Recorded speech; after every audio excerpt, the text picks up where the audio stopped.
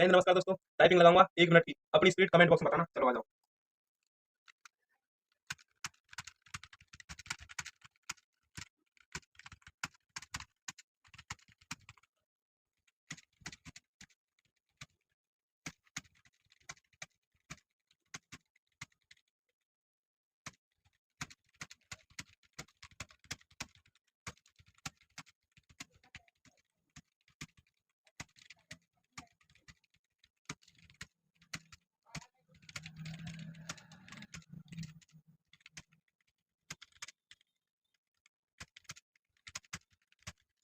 देख लो दोस्तों, अब मैं हाँ, ये देख लो दोस्तों, बामन की स्पीड एक्सीलेंट, 10 वर्ड गलत।